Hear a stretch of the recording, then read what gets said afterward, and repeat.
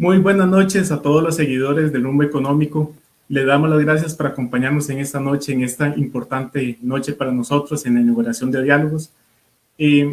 Diálogos es una sección que queremos trabajar, que estamos trabajando en conjunto entre el Rumbo Económico y la firma consultora Corregulatorio, en donde queremos precisamente generar esto, diálogos con los precandidatos de los diferentes partidos políticos que aspiran a convertirse en candidatos de estos partidos para aspirar por la presidencia de la República en el 2022.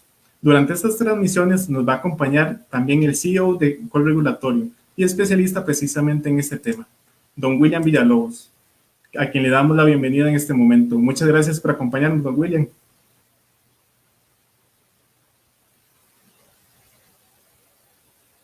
Don William, perdón, creo que está en mute. Muy buenas noches, Roberto, un gusto saludarte y desde luego que saludar a todas las personas que están viendo esta transmisión. Efectivamente, hemos concebido Diálogos como un espacio en el cual vamos a poder discutir y analizar las distintas propuestas que tienen los precandidatos a la presidencia de la República en temas que son neurálgicos como lo es la regulación económica y los servicios públicos en el país. Así que agradecidos de hacer este esfuerzo conjunto entre el Rumbo Económico y Corregulatorio y arrancar con esta primera noche de Diálogos. Así es, don William, como bien lo menciona, hoy estamos inaugurando Diálogos con un candidato pues bastante interesante, a quien le agradecemos nuevamente las gracias y que en unos segundos vamos a presentar. Iniciamos entonces con Diálogos.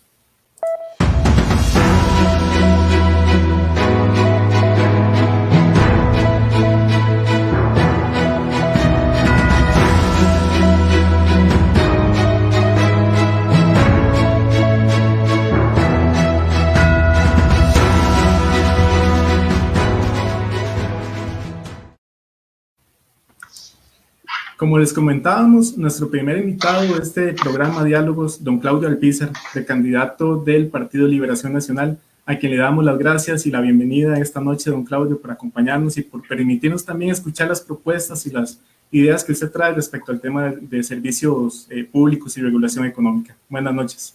Muchas gracias, Roberto, y un saludo a vos y a William Villalobos, y un placer estar con ustedes acá para pasar este rato bien y tratando de transmitir ideas y pensamientos que hemos desarrollado ya durante varios meses. Así es, don Claudio. Don Claudio, iniciemos con la pregunta general que siempre debemos hacer. ¿Quién es Claudio Alpizar? Veíamos, por ejemplo, en su página web que hay una frase que nos llama bastante la atención, que es sin miedo y sin permiso. ¿Qué significa esta frase y quién es don Claudio Alpizar? Mira, Claudio es un carajo que nació de una familia de clase media baja, que gracias al Estado solidario costarricense le permitió ir ascendiendo un poquito, estudiar en escuela y colegio público, ir a la Universidad de Costa Rica, sacar licenciatura en Ciencias Políticas, ir a la Universidad Nacional y sacar una maestría en Estudios para el Desarrollo de América Latina, volver a la Universidad de Costa Rica y hacer estudios de doctorado en Gobierno y Políticas Públicas. Después he sido un empresario toda mi vida en diferentes actividades, en pequeñas todas, pero eso me ha permitido también saber lo que se sufre cuando sos micro, pequeño o mediano empresario. Sé lo que es emprender un negocio desde cero, sin recursos, con más creatividad que con dinero. Así pasé comercialmente por el tema de tener tiendas, boutiques que se llamaban. Después también pasé por el alimentos y bebidas, teniendo restaurantes.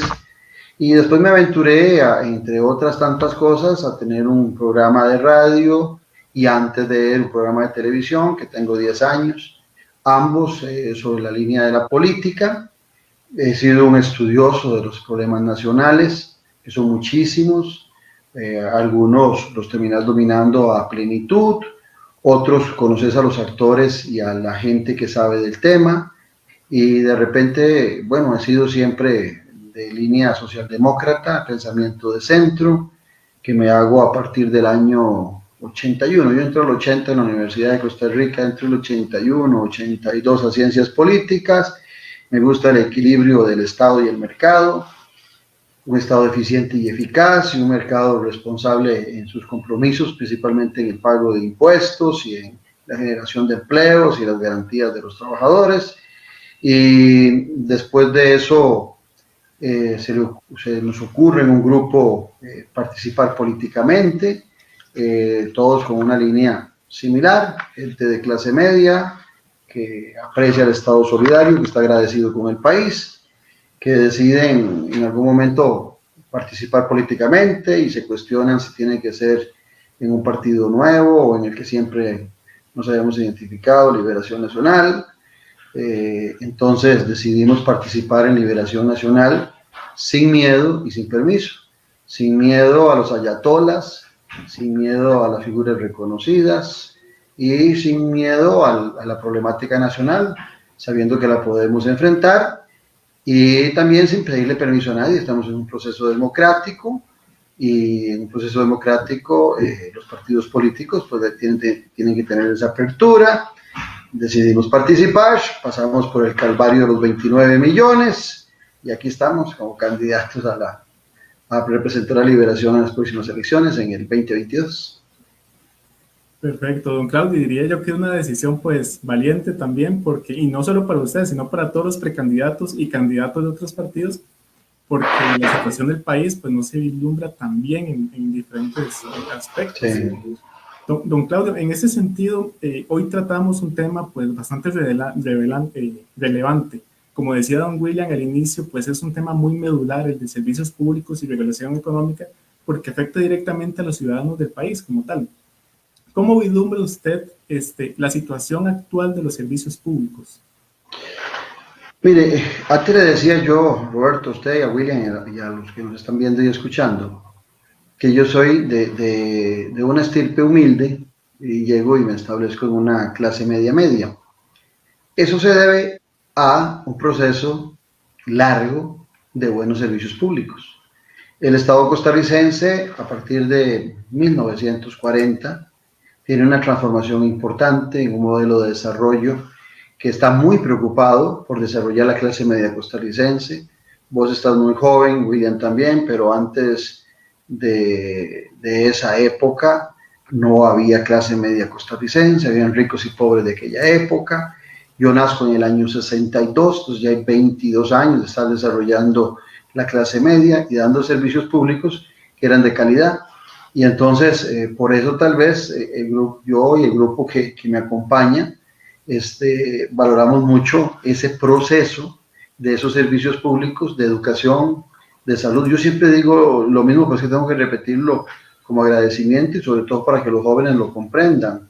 Mi madre nace como una partera en la casa, allá en Río Cuarto. En aquella época se decía Río Cuarto de Grecia porque era un distrito de Grecia, hoy es cantón. Y ya cuando mi madre me tiene a mí, ya mi madre no me tiene en la casa, sino que me tiene en el Hospital San Juan de Dios. Ya mi madre no me tiene como una partera, sino que hay un ginecólogo que la acompaña a ella, y a mí me acompaña un pediatra y también enfermeras. Entonces, ese proceso de esos servicios públicos se vuelve extraordinario. Después viene la educación pública, que era de muy buena calidad, que hoy está muy cuestionada. También teníamos acceso al agua, acceso a la electrificación, a los teléfonos de aquel tiempo, y todo eso empieza a generar una satisfacción en relación a lo que viene desarrollando un estado de bienestar. Hoy en día la satisfacción con los servicios públicos ya no es igual. El gran problema es que dándose más los servicios públicos y sintiendo el ciudadano un disgusto con los mismos, tal vez acostumbrados a que hayan estado, no valoran la gran transformación que representa o la oportunidad que representa para aquellos que nacen en una situación desfavorable que existan los servicios públicos. Entonces alguna gente empieza a menospreciarlos, inclusive muchos que son de sectores humildes empiezan a promover la apertura de los servicios públicos, desilusionados porque la salud no es pronta y cumplida, desilusionados porque el tema de educación muestra un descenso, porque el inglés, por poner solo un ejemplo, en la educación pública no es de la calidad que se requiere para salir a competir. La clase media costarricense, que nos habíamos beneficiado mucho de esos servicios, empezamos a quejarnos de esos servicios y entonces empezamos a migrar hacia los servicios privados. Y entonces empezamos a sentir que tenemos una doble carga, no solamente sostener los servicios públicos con nuestros impuestos, sino que además de eso tenemos que adquirir los servicios para nuestros hijos o para nosotros en el sector privado, y el dinero no nos alcanza. Ustedes que hablan aquí seguramente mucho de economía, la capacidad de ahorro se ve limitada. Los costarricenses teníamos una visión muy europeizada de buena salud pública, de buena educación pública, y ahorrábamos ¿para qué? Para transformar nuestra casa, para cambiar de casa, para cambiar de carro, para tener alimentación, para cambiar de muebles, para vestirnos. Y en la medida que empezamos a migrar a los servicios privados, esa clase media, empezamos a sacrificar todos esos otros inversiones que requerimos hacer, en vista de que hay que ahorrar para la salud, hay que ahorrar para cuando los hijos estén grandes. Y entonces empieza a hacer un colocho, para decirlo en buena forma, en cuanto a qué está brindando el Estado y qué satisfacción estoy teniendo yo como consumidor de esos servicios. Y entonces el estado de bienestar entra en un conflicto permanente. Te repito, hasta los que más lo necesitan empiezan a sentir que los servicios privados son mejores, o que liberemos al Estado de esas responsabilidades, sin contemplar que sus recursos a lo mejor no les alcanzan. Inclusive los bancos del Estado pierden su fundamento. Los bancos del Estado ya no son una banca de desarrollo, sino que es una banca que compite por asuntos suntuosos con la banca privada. Allá en los años 90, cuando se abre nuevamente, después de haber tenido la nacionalización bancaria, cuando se abre nuevamente, no está mal que se haya abierto a los bancos privados a que participen en certificados, en recibir ahorros, en prestar. Eso no está mal. Lo que está mal es que la banca estatal fue la que perdió su función, y la amarran en su jefe, le ponen en su jefe las mismas reglas de competencia con el sector privado bancario, y entonces, aunque queramos cambiar la banca estatal, hay reglas establecidas que la obligan a comportarse como el sector privado cuando su función es totalmente diferente del sector privado. Entonces sí hay un disgusto general en los servicios, y si tenemos que ir a un servicio que debería ser público, que ahora las universidades hablan del año de la conectividad como un derecho humano, también nos damos cuenta que aquello que logramos con el ICE, con el agua, no lo estamos logrando con la misma prontitud en el tema del Internet. Para hacer un mapeo así rápido, ¿verdad? Don Claudio, en ese sentido, uno de los puntos que tal vez más crítica tienen en el país, no solo por los ciudadanos, sino también por los empresarios, es el alto costo de la electricidad. En ese tema, pues, existe mucha preocupación. ¿Existen alternativas actualmente para reducir estos altos costos? ¿Cuáles considera usted que son las alternativas más viables para atender esta problemática en el país como Costa Rica, y que puede generar también grandes beneficios para los ciudadanos y los empresarios? Para nosotros sigue siendo la energía a través del agua la energía más rentable, no solamente por la gran expertise que tenemos, sino porque hay una institución que desarrolló, tal vez no con la eficiencia en el uso de los recursos en algunos momentos, sobre todo en los últimos tiempos, como el ICE. Entonces esa debería seguir siendo deberíamos seguir siendo potencia. Vea que inclusive cuando rajamos a nivel internacional de que nuestra matriz es en energías limpias, se lo debemos mucho al agua, en una cantidad significativa, la fuerza que sacamos de ese recurso. Sin embargo, también es cierto que lo contradictorio es que es muy caro el servicio eléctrico, y entonces tenemos una industria sufriendo permanentemente por los altos costos de la electricidad. Y lo peor de todo, por ejemplo, es que cuando vos tenés un negocio, y te voy a poner negocios pequeños, porque aquí en ocasiones solo queremos pensar en los industriales y en los grandes, yo pienso más bien en los pequeños. En los industriales y en los grandes, pues sé que también requieren una electricidad o energía eléctrica mucho más barata para poder desarrollar sus actividades y generar empleos, pero cuando yo pienso en los medianos, pequeños, en los pymes, me pongo a pensar en lo que representa cuando vos tenés agua y tenés luz. Yo te decía que yo estaba en diferentes actividades. Bueno, la electricidad, si tenés un restaurante, es más cara que la de la casa. te la tasan, es la misma electricidad, pero te la tasa más alta porque la estás usando supuestamente no, la estás usando como un producto de tu negocio. Y el agua igual, y lo digo por experiencia propia. Entonces el recibo del agua y el recibo de la electricidad tuyo es mucho más caro, cuando al menos debería ser igual, pienso yo. ¿Por qué? Porque se supone que en buena teoría vos estás liberando o estás generando empleo al Estado costarricense, y eso debería ser algo que sea muy valorado por la política, por los que están desarrollando desde el gobierno las políticas públicas. Pero al contrario, como se ve que se está lucrando, entonces se elevan los costos. Pero por otro lado, tenemos una sobreoferta, o tenemos una cantidad enorme de electricidad. Tenemos a productores eléctricos independientes, el ICE no les compra el producto porque hay demasiada energía, y no tenemos en qué gastar esa energía que se produce a través del agua. Podríamos tener, por ejemplo, algo que hemos desperdiciado hace muchos años, desde que se cerraron el tren. Nosotros deberíamos tener unas líneas férreas y deberíamos tener un canal seco, todo a punta de energía hidroeléctrica, y entonces podríamos estar no solamente aprovechando esa cantidad de electricidad que tenemos en buena cantidad, y eso podría ayudar también a bajar los costos. Pero lo contradictorio es lo alto que es el costo de la electricidad en un país que debería producir electricidad a muy bajo precio. Te pongo un caso: en Venezuela es más caro una botellita de agua que llenarle el tanque de gasolina a un automóvil. ¿Por qué? Porque sobra el petróleo. Igual pasa en Arabia Saudita. En Costa Rica es extraño que, teniendo tanta agua, tanta producción hidroeléctrica, nosotros no logremos bajar a índices bastante bajos los precios. Inclusive, lo más sorprendente es que en esta crisis del COVID, lo que menos se ha hecho en un país que es productor de energía eléctrica es ayudar a las familias, que ahora estamos más metidos en la casa, gastando más electricidad, disminuyendo a la industria y a las empresas ese costo eléctrico, y nosotros está subiendo, y no ha habido ni siquiera un subsidio para este momento económico que estamos viviendo en el país. Entonces ahí hay un problema. Ahora, hay otras energías que se promueven mucho, y concluyo con esto para no hacer la intervención muy larga. Hay otras que hemos venido promoviendo, como la eólica, como la solar, que me parece que son muy oportunas.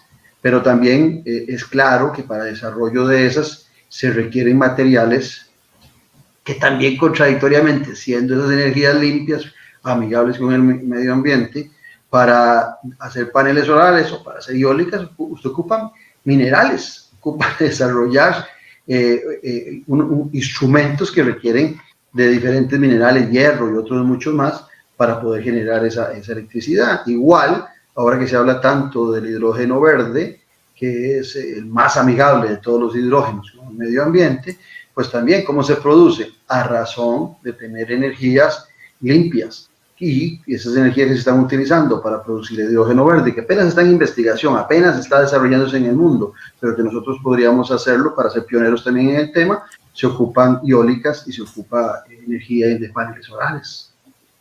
William, volví a preguntar algo. Sí. Gracias, don Claudio. Justamente sobre ese tema. Ciertamente tenemos una matriz eléctrica predominantemente a partir de hidroeléctrico.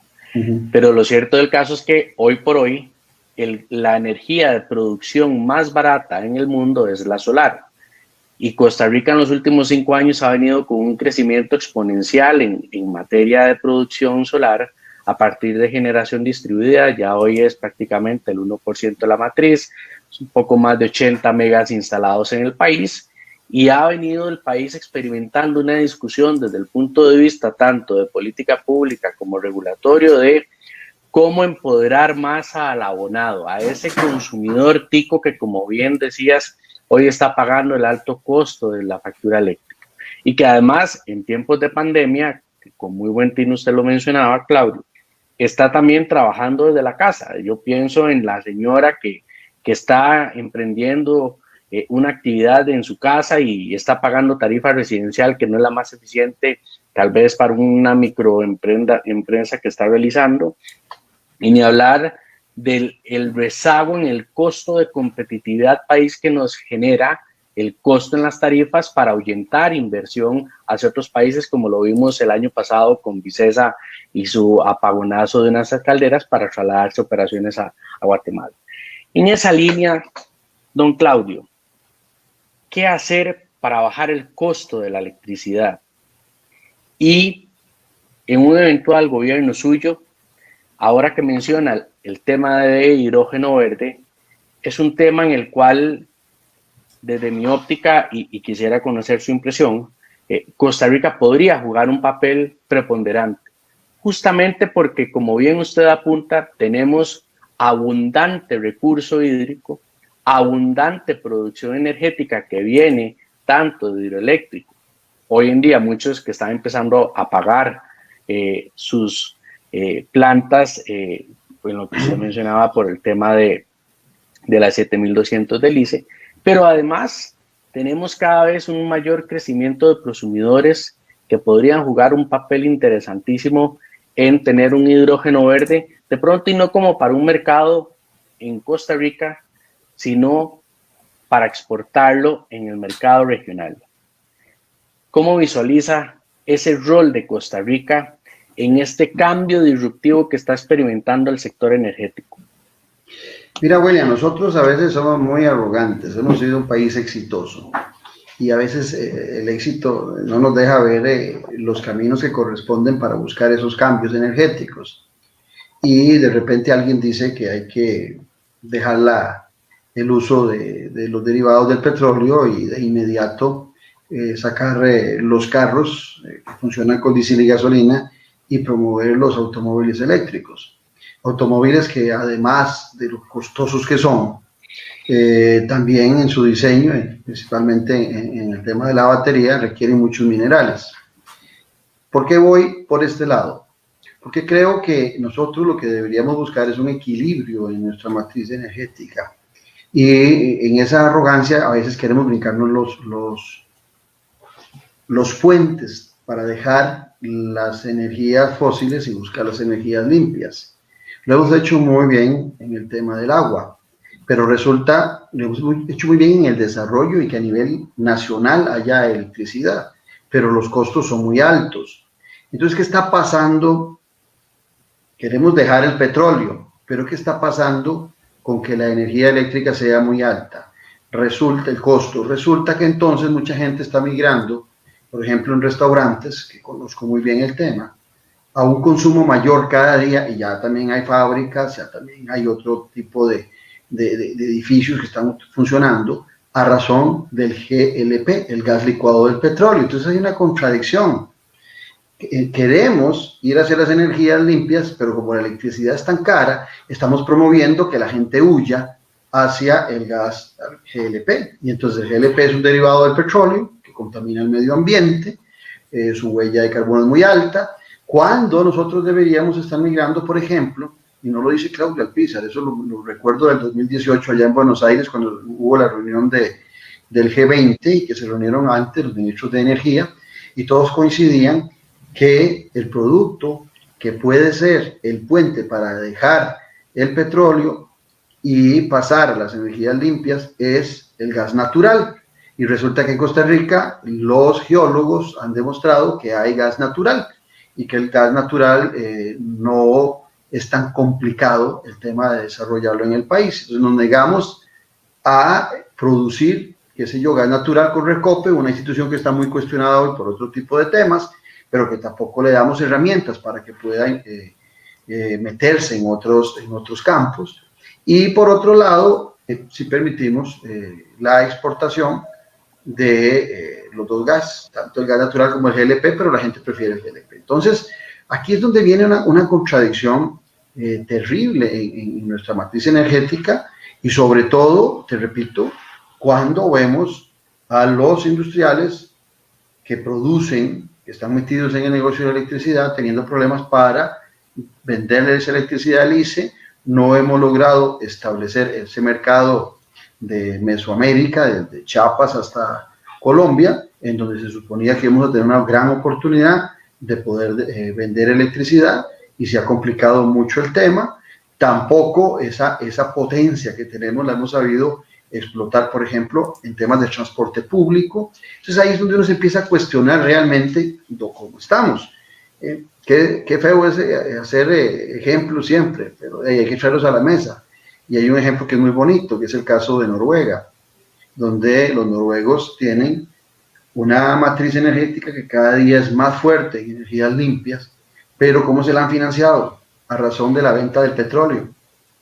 Ellos producen petróleo, lo venden, y si Costa Rica quiere petróleo se lo venden.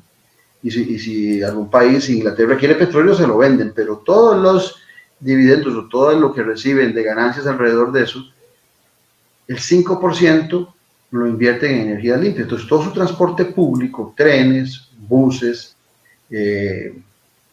los tranvías, todos son eléctricos. Y vos me dirías, solo el 5%, ¿y qué hacen con el otro 95%? Va a un fondo de pensiones.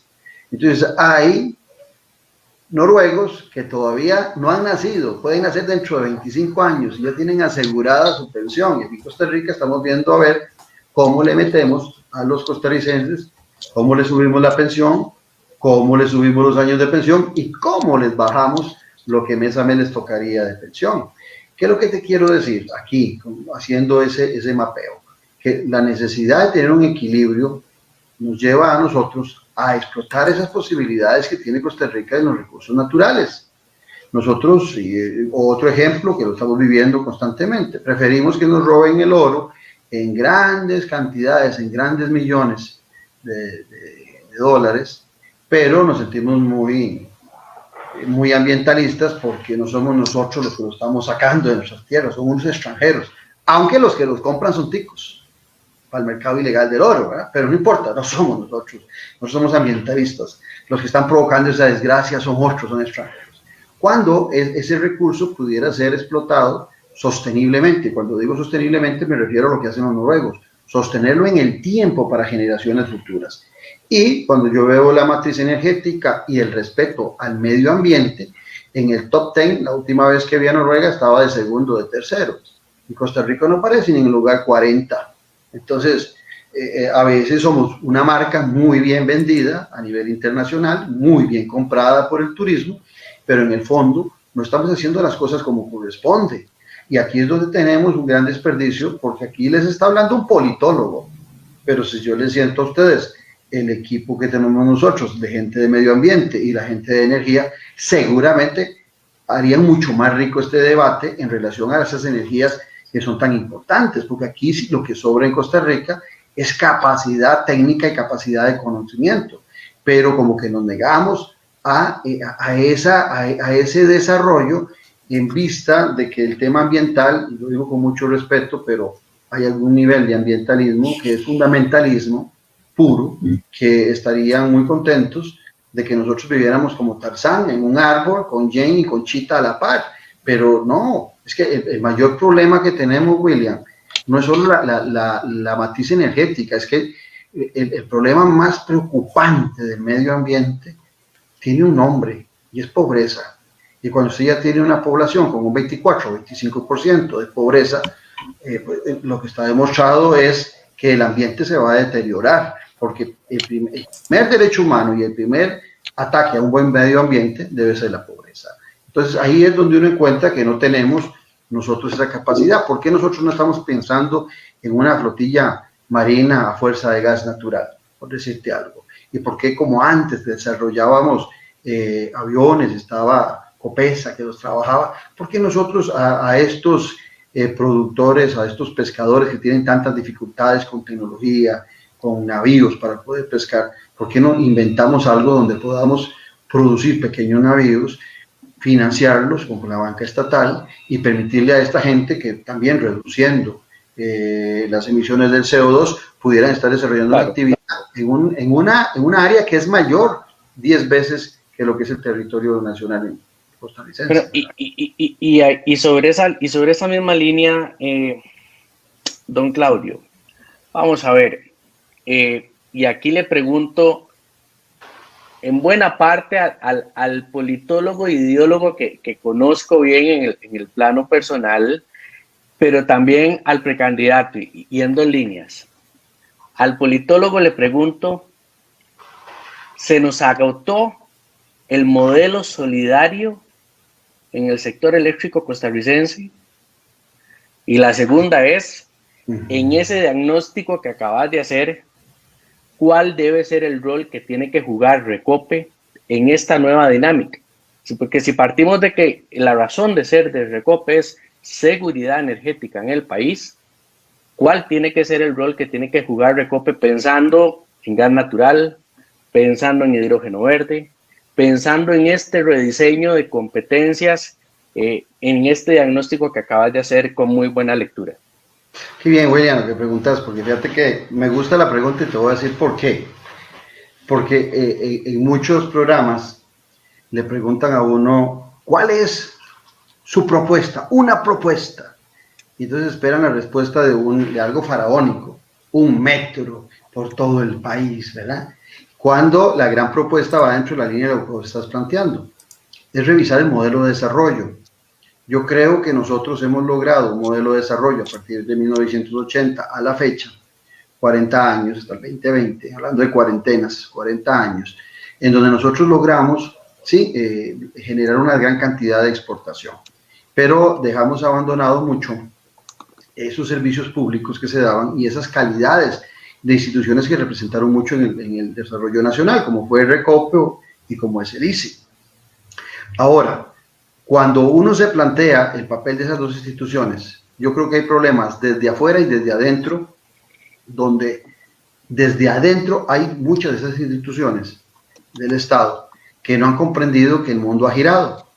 Y entonces la necesidad de las alianzas público-privadas se vuelven fundamentales. Yo creo que hoy estamos en un buen terreno para volver, William y Roberto y oyentes, a plantear estas ideas, porque dentro del marco de la crisis deberíamos estar revisando nuevamente esa sinergia que debe haber entre lo público y lo privado. Realmente, cuando uno habla de Estado, la gente solo piensa en lo público, pero un Estado es lo público y lo privado. Desde la buena teoría política, se lo dice un politólogo, el Estado lo es todo.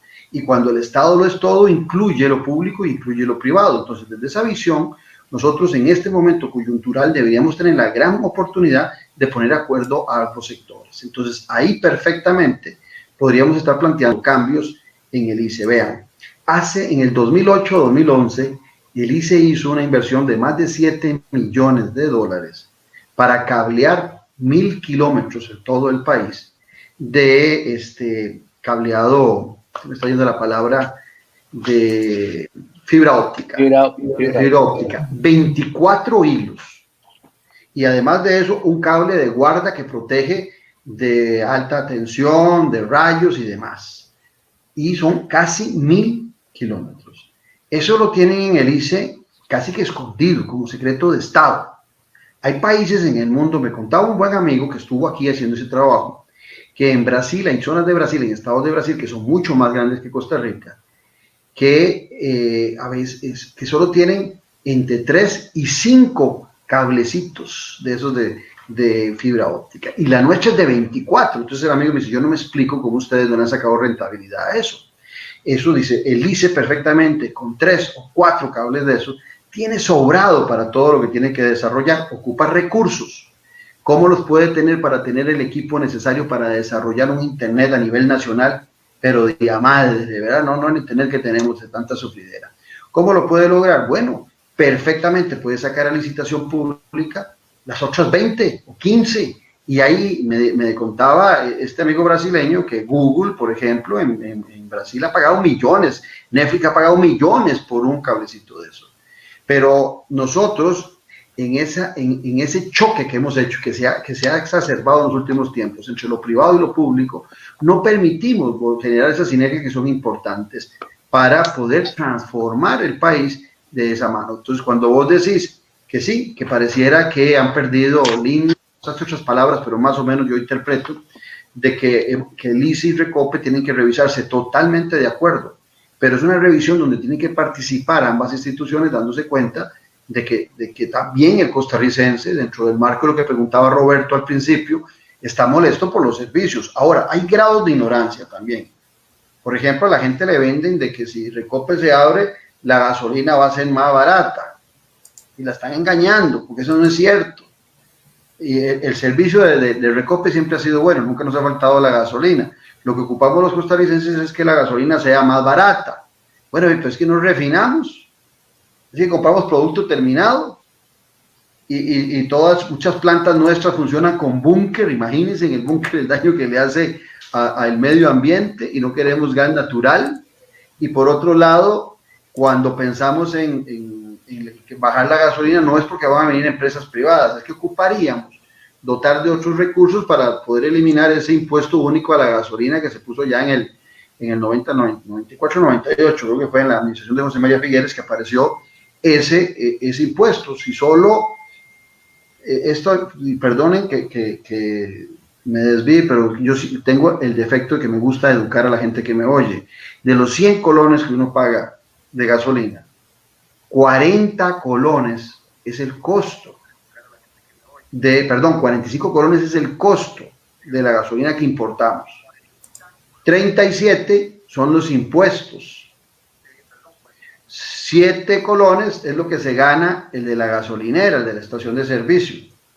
Y los costos de Recope van por 6 colones. Entonces a veces la gente no comprende esto y piensa que si abrimos el mercado y viene la Shell y viene la ESO y vienen todas las compañías, va a bajar la gasolina. Ahora, si baja el costo de la gasolina, ustedes son los que saben más de economía que yo. Si la gasolina baja, de inmediato va a haber una mayor demanda. ¿Cierto? Bravo. O por lo menos los que manejamos carros vamos a andar más tranquilos en los kilómetros. ¿Sí? Eso no sería perjudicial para el medio ambiente, que estemos consumiendo más gasolina. Ve las contradicciones, y lo que quiero plantear son las contradicciones de nuestra teoría ambiental, porque no permitimos el desarrollo de otras fuentes, por lo que conozco y por lo que el grupo de energía de nuestro movimiento plantea. Ya hay muchas transformaciones y hay muchos vehículos que se manejan con gas natural. Pero no queremos eso y seguimos moviéndonos a razón de gasolina, de diésel, y por otro lado con tener carros eléctricos es casi imposible. Entonces nosotros no tenemos puentes, William, entre uno y otro, y la revisión que necesitamos de hacer del Recope sí es fundamental. Vos planteabas algo muy interesante antes. Al Recope hay que darle otros instrumentos, pero lo tenemos amarrado, que es alrededor del petróleo, todo lo que hace, refinadora costarricense de petróleo. Ahí ya está el pecado original en el nombre, ¿verdad? Porque lo tenemos sesgado solo en ese espacio, pero no lo dejamos refinar, y yo entre broma y serio digo que hoy se debería llamar distribuidora costarricense de derivados del petróleo. Eso es lo que hace. Y por supuesto que si nosotros compramos productos ya terminados, pues son más caros. Una refinadora solo para nosotros se vuelve un problema con el tema ambiental, y todavía vamos a depender mucho de gasolina por unos 40, 50 años más. Entonces, hay una contradicción que no nos permite ver hacia adelante, enfocarnos. El ICE, lo que te planteaba antes, el ICE hace una extraordinaria función en el campo eléctrico y le ayudó mucho el sistema cooperativo de nuestro país. Y ahora el ICE debería estar haciendo una función determinante en la transformación de la infraestructura, porque el cableado está. Es que eso es lo que lo enoja a uno. Existe todo el cable de fibra óptica en 1000 kilómetros dando vuelta alrededor del país. Tenemos la expertise del ICE. Se pueden vender algunos de esos hilos en una licitación, en un concurso público, a la empresa privada para financiar y darle recursos al ICE. Tenemos la plata de Fonatel, que ese Fondo Nacional de Telecomunicaciones está gordo y no se ejecuta. Dichosamente, la ley amarró que solo para tecnología, porque el presidente Carlos Alvarado quería hacer un óleo de proteger con esos recursos. Y hasta el ministro se le fueron, se le enojaron, pero querían repartir eso como repartir latas de zinc, ¿verdad? Como se hacía antes. Don Carlos, perdón que lo interrumpa en este punto. Ahora que usted menciona Fonatel, algo muy importante también es la alfabetización digital y la brecha digital en cuanto a telecomunicaciones. Ya veíamos, por ejemplo, que la ministra de Educación decía que no se podía ingresar a clases virtuales porque habían 400,000 estudiantes que no tenían computadoras ni acceso a Internet. ¿Cuáles son las propuestas que usted traería precisamente en este tema para fortalecer todavía el Fonatel y utilizar esos fondos, pues, como se espera que se utilicen. Eso es lo más sencillo de hacer y lo más difícil de hacer. ¿Por qué es lo más sencillo? Porque lo que te decía antes, hay expertise, hay ingenieros, conocimientos del ICE, ya está toda la fibra óptica que le da vuelta al país y están los dineros de Fonatel. Aquí lo que hay que ponerse de acuerdo son con las municipalidades. Las municipalidades se les hizo un bizcocho el poder desarrollar los reglamentos municipales para poder desarrollar toda la infraestructura de telecomunicaciones.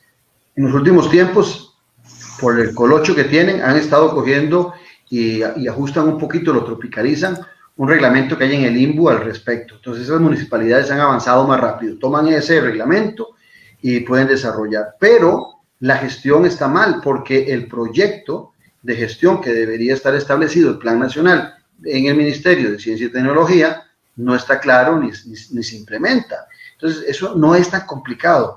Voy a usar una palabra que a mí me cae muy gorda porque es muy utilizada cuando las cosas no se quieren hacer, pero en ocasiones es cierto, o cuando se quieren justificar, se usa una palabreja o una frasecita, que les repito, me cae gorda, pero en este caso particular sí la aplico, que es voluntad política, porque esa palabreja la utiliza todo el mundo para ponerla como el gancho de por qué no se hacen las cosas, pero en este caso particular, Roberto, está todo. Ahora, ¿qué sucede? Así como el MOP desarrolla carreteras nuevas y no implementa la tubería necesaria para que toda esa fibra óptica y todo lo que se necesita para la tecnología vaya paralelo con las carreteras que construye, de la misma forma, lo que estamos viendo en el MEP hoy por hoy es parte de esa ineficiencia. Miren, al César lo que es del César. 1977, 2 años, 3 años antes, se le ocurre a Daniel Oduber que hay que desarrollar la UNED. Y se utilizaba la televisión y la radio. Y la UNED llegó a tener la mejor editorial todavía de toda Centroamérica. Bueno, en pandemia, ¿cuál fue la única institución que estaba a punto para dar clases y que no paró ni un solo día vía internet? La UNED. El Instituto Tecnológico, se me enojaron, me acuerdo, en Twitter, unos estudiantes cuando yo critiqué que el nombre era muy grande, Instituto Tecnológico, y cuando les pidieron tecnología para estudiar no la tenían, no tenían lo necesario para desarrollar. La Universidad de Costa Rica, con ese presupuesto, con ese FES, tampoco tenía la capacidad, la Universidad Nacional tampoco. Bueno, lo mismo en el MEP, y resulta que ahora, por la pandemia, le dicen a todos los niños, bueno, clases virtuales, ya en Cañas Gordas o ya en los Chiles, clases virtuales donde en el techo con un celular a ver si le llega, porque en el tema de celulares, como es un gran negocio, sí hay prácticamente por cada persona hay una línea telefónica, inclusive creo que se superaba un poquito, ahí casi que 1 punto y resto por cada 1.7. fue putica, perdón la palabra, casi 2. Pero cuando vas a las de las casas es 30-100, si no me equivoco, 30 líneas, 30 accesos de internet por cada 100 personas. Entonces, qué bonito decirle todo mundo para la casa a estudiar digital. ¿Y cómo? O sea, porque en la meseta central, porque alrededor de Licia y en Sabana hay buen internet, supongamos, ¿verdad? Pues se parte de la premisa que en otras latitudes no hay. Miren, nosotros podríamos estar desarrollando seguridad nacional con internet.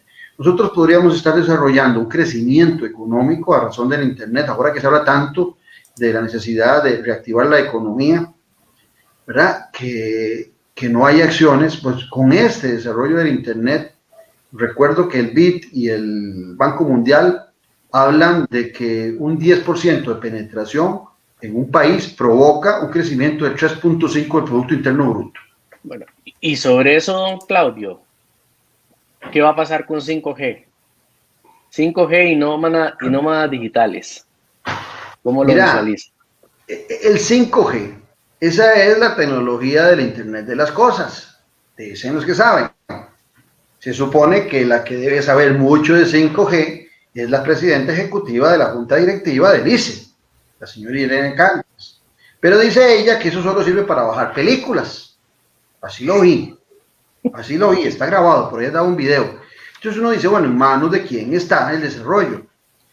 Nosotros en estos momentos hablamos de 5G, pero la verdad es que a veces no tenemos ni el complemento del 4G a nivel nacional.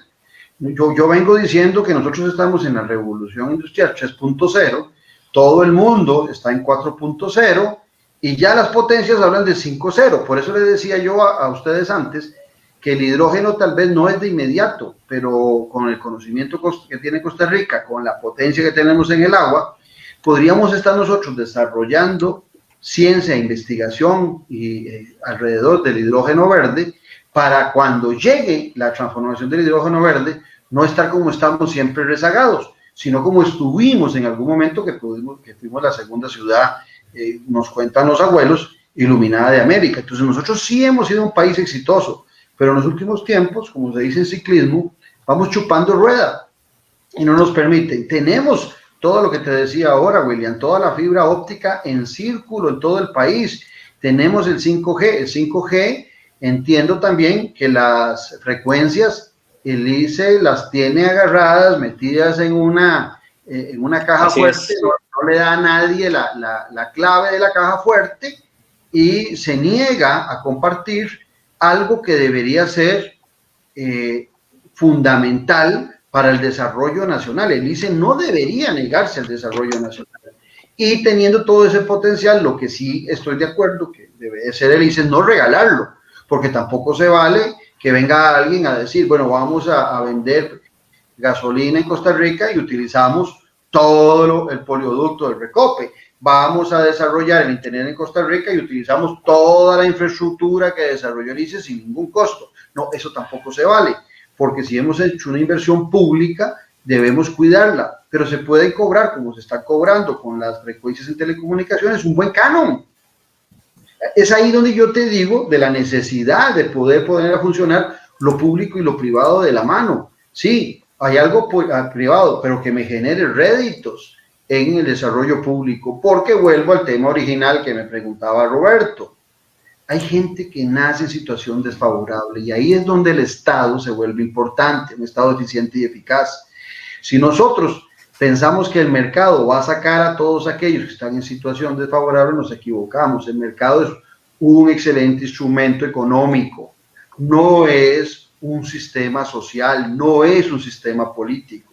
Y cuando hablamos de economía política o de política económica, el orden no altera el producto, estamos hablando de decisiones que vienen desde los gobernantes para beneficiar a todos, porque hay un principio fundamental en nuestra Constitución política, en el artículo 50, que habla de bien común, y ese bien común el Estado lo tiene que generar, ¿cómo? Con recursos que se mueven alrededor del sector privado, pero el sector privado también, y ustedes seguro lo hablan mucho en su programa, ¿cómo va a haber legitimidad de hablar de impuestos cuando no recibimos buenos servicios públicos? Vuelvo a la pregunta que hacía Roberto también hace un rato. Sí, hablar de si no hay legitimidad, si los servicios públicos no son eficientes, no son eficaces, no son prontos.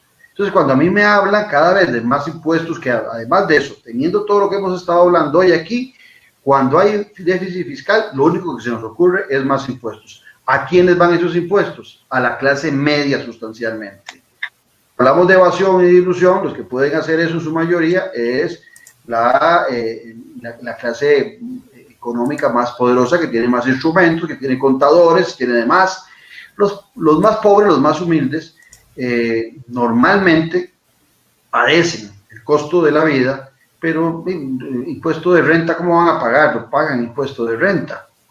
Entonces es la clase media la que está ahí aglutinada con una recarga de los impuestos. Y ahora se me viene a la mente también, es que son tantas cosas interesantes. Por ejemplo, hace poco se aprobó en la Asamblea Legislativa, y es hablando de tecnología, un crédito por $156 millones para digitalizar la hacienda pública. Algunos dirán, ¿qué tanate de plata? Claro que es un montón de plata, pero resulta que los números que se hacen, primero es un crédito que en 6 años no va a tener, es un plazo para no pagar ni intereses ni el principal. Después de los 6 años se empieza a pagar en 30 años. Si nosotros lográramos digitalizar la hacienda pública, vamos a necesitar internet por todo el país. Imagínense digitalizar la hacienda pública y alguien que está allá en los Chiles, en Buenos Aires, un empresario no puede funcionar porque no tiene internet, entonces la hacienda pública de poco sirve. Y los números que hacían es que solo en evasión, en los primeros 10 años, 6 hay de gracia, en los primeros 10 años hay una recaudación de 5.800 millones de dólares. Son 3 veces ese préstamo del Fondo Monetario Internacional. Entonces sí vale la pena invertir los 156 millones de dólares. Claro. Ahora, lo que hay que hacer es comprar el paquete de una empresa de afuera, una licitación, porque si ponemos a desarrollarla aquí, ya sabemos cómo nos fue con Sicop y cómo se llamaba el otro, y Merlin, que era un rollo. Y Merlin. Don Claudio, en este sentido, lamentablemente nos va ganando el tiempo. Sin embargo, es un tema para conversar horas de horas, ¿verdad? Porque es una problemática y un tema que, como comentábamos al inicio, afecta pues a todo el país, a todos los ciudadanos. Sin embargo, don Claudio, para ir cerrando la conversación, este programa de diálogos, tenemos una sección especial en donde tenemos 5 frases establecidas ya de previo, en donde queremos conocer si está a favor o en contra de estas frases. Entonces, voy a hacer... Solo te digo sí o no. Correcto, si está a favor o está en contra. Solo sí o no. Solo sí o no. Entonces, la primera, don Claudio, es apertura del mercado eléctrico. A la perica, es que no hay un tal vez ahí. Okay. Digamos que sí, sí. Okay. Sí. Explotación minera en Costa Rica. Sí. Exploración y explotación del petróleo en Costa Rica. No. Regulación de plataformas de transporte colaborativo. Sí. Cierre de Recope. No. Perfecto. Me parece que no me dejaste justificarlos, pues está bien. Sí, no, es que esta parte es más directa todavía. Sí, sí. No, es que son cosas importantes, que hay que buscar el equilibrio. Yo soy, mira, cuando uno dice ser socialdemócrata, tiene equilibrio, ¿verdad? Cree en la empresa privada y cree en el Estado. Exacto. Don Claudio, lamentablemente nos gana el tiempo, más bien nos pasamos un poco de lo que habíamos acordado al inicio, pero realmente estuvo muy interesante la conversación. Consideramos que un excelente inicio también de esta sesión y le agradecemos nuevamente pues acompañarnos, sacar este tiempo para conversar con nosotros y con todos los oyentes que nos siguieron, que fueron bastantes personas las que se conectaron y comentaron también esta transmisión y sabemos que van a comentarlo todavía mucho más después cuando quede el video ya en redes sociales. Y muchísimas gracias por este tiempo. No, muchas gracias a vos, Roberto, y un gusto volver a ver a William de nuevo. No, de nuestra parte también, Claudio, pues un gusto. Gracias por haber aceptado la invitación a este primer encuentro de diálogos, que sabemos que será el primero de muchos en donde podamos seguir intercambiando impresiones, sobre todo teniendo esa claridad de visión de país de lo que se necesita. El tema de servicios públicos sigue dando para rato. Tenemos muchísimo por hacer y sin duda alguna creo que quizá la frase de cierre que podemos sacar de esta noche es que en la medida en que tengamos una calidad en la prestación de los servicios públicos, vamos a lograr una mejor competitividad país y un mejor bien vivir para la población costarricense. Porque los países, como bien lo mencionaba Claudio, donde la prestación eficiente de los servicios públicos es de primer lugar, tenemos y encontramos muy buenos índices de desarrollo socioeconómico en esos países. Así que tenemos un reto enorme. De nuevo, don Claudio, qué gusto volverlo a ver y quedamos abiertos a nuevos espacios. Muchas gracias, que Dios los bendiga y gracias por la oportunidad.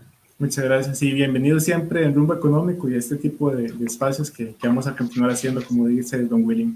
Y a todos los seguidores que nos acompañaron en esta transmisión y que nos van a acompañar también, les agradecemos también su tiempo por escucharnos, por conocer un poco más las propuestas de don Claudio y también aprovechamos y los invitamos para los próximos espacios de diálogos que vamos a tener. Precisamente el próximo martes 26 de mayo a las 7 de la noche tenemos otra cita con diálogos. Este día nos va a acompañar el precandidato del Partido de Unidad Social Cristiana, Erwin Macís, quien también vamos a tener la oportunidad de escucharlo. Nuevamente les extendamos la invitación para que nos acompañen y el agradecimiento por acompañarnos esta noche. Muy buenas noches a todos. Buenas noches. Buenas noches.